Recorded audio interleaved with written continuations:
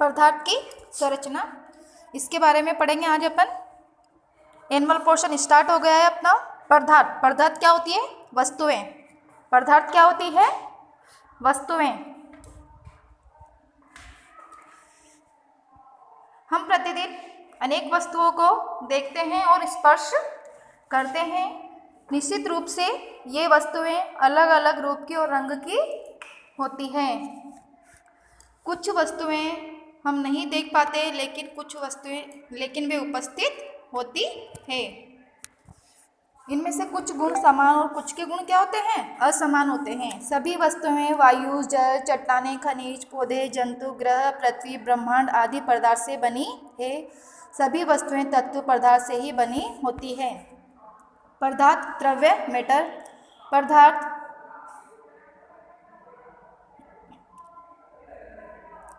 पदार्थ वह वस्तु है जिससे संपूर्ण विश्व निर्मित है।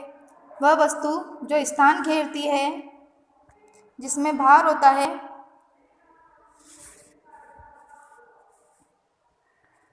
जिसमें द्रव्यमान होता है या भार होता है, क्या कहलाती है? द्रव्य कहलाती है। उदाहरण के लिए लकड़ी, पत्थर, मिट्टी, जल आदि।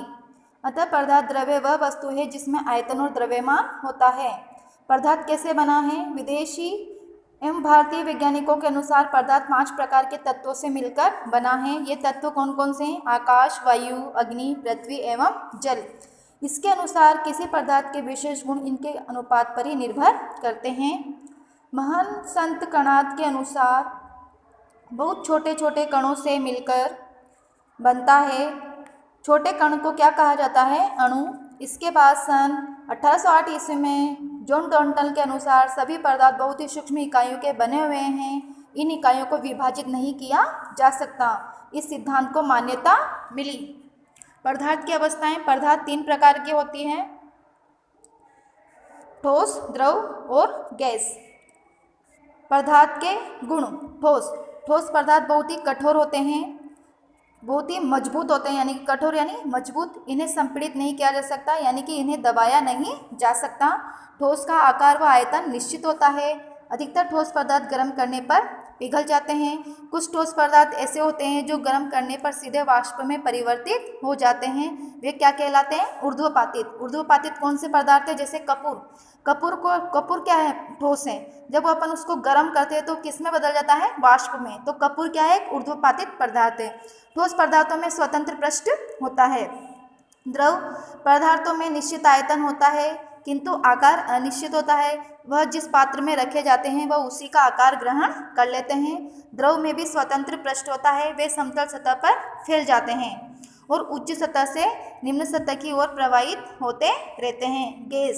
गैसों का आकार एवं आयतन क्या होता है? अनिश्चित होता है।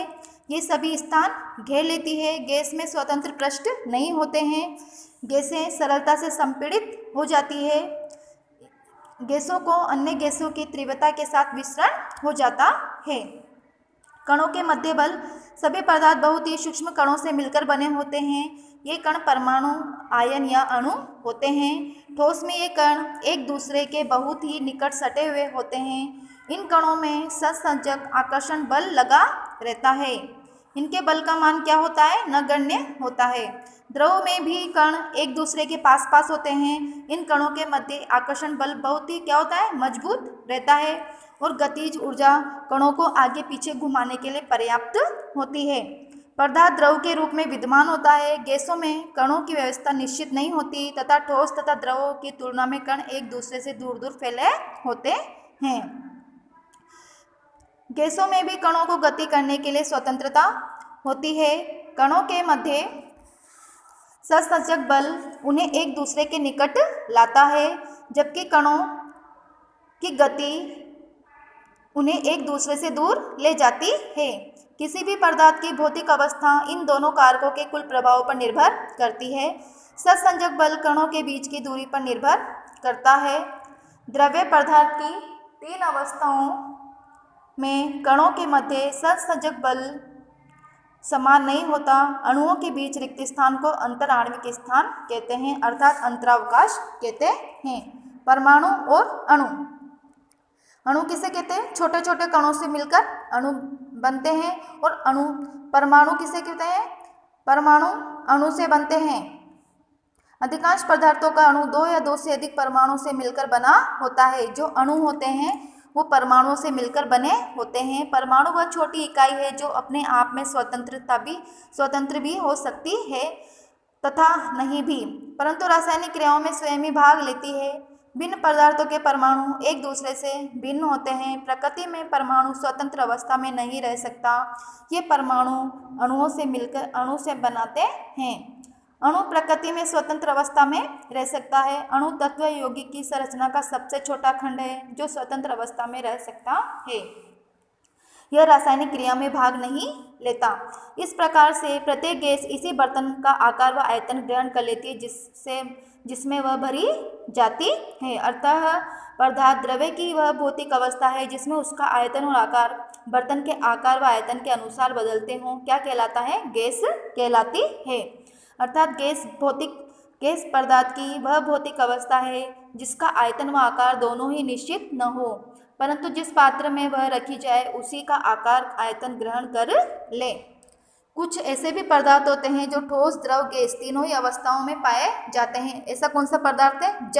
जल ठोस अवस्था में बर्फ के रूप में पाया जाता है, द्रव अवस्था में जल के रूप में और गैस अवस्था में भाप के रूप में मिलता है। तत्व कुछ द्रव्य केवल एक ही प्रकार के पदार्थों के बने होते हैं। पदार्थ के अणु में एक ही प्रकार के परमाणु या भिन्न भिन्न प्रकार के परमाणु उपस्थित हो सकते हैं। ऐसे पदार्थ जिनमें केवल एक ही प्रकार के परमाणु होते हैं क्या कहलाते हैं? तत्व कहलाते हैं। तत्व किसे कहते हैं? ऐसे पदार्थ जो केवल एक ही प्रकार के तत्वों से मिलकर परमाणुओं से मिलकर बने होते हैं क्या कहलाएगा? तत्व। उदाहरण के लिए लोहा, सल्फर, सोना, चांदी, मरकरी, हाइड्रोजन, नाइट्रोजन आदि। तत्व एक शुद्ध पदार्थ है। अभी तक 114 तत्व ज्ञात हो पाए हैं जिनमें से 92 प्राकृतिक है। प्रत्येक तत्व के परमाणु का एक विशेष द्रव्यमान होता है जिसे परमाणु द्रव्यमान कहते हैं। कुछ तत्वों की सबसे छोटी इकाई केवल एक परमाणु होता है जैसे सोना, हीलियम, कार्बन आदि। कुछ ऐसे तत्व होते हैं जिनकी सबसे छोटी इकाई एक परमाणु के बजाय 2 परमाणुओं को जोड़ा जाता है। ऐसे जोड़े को हम क्या कहते हैं? अणु। जैसे SO2, H2 आदि। तत्व 2 वर्गों में वर्गीकृत किया जा सकता है, धातु और अधातु। पारे को छोड़कर सभी धातुएं क्या होती है? ठोस होती है। इसमें एक विशेष प्रकार का धात्विक चमक होती है। यह विद्युत की ऊष्मा की सुचालक होती है जैसे कॉपर, लोहा, सोना, मरकरी आदि। ये सब क्या है? ऊष्मा के सुचालक हैं। अधातु यह ठोस तथा द्रव, गैस तीनों व्यवस्थाओं में पाए जाते हैं जैसे गंधक, ऑक्सीजन, ब्रोमीन आदि। रासायनिक तथा भौतिक गुणों के आधार पर तत्वों को पुनः धातु या अधातु उपधातुओं में वर्गीकृत किया जाता है।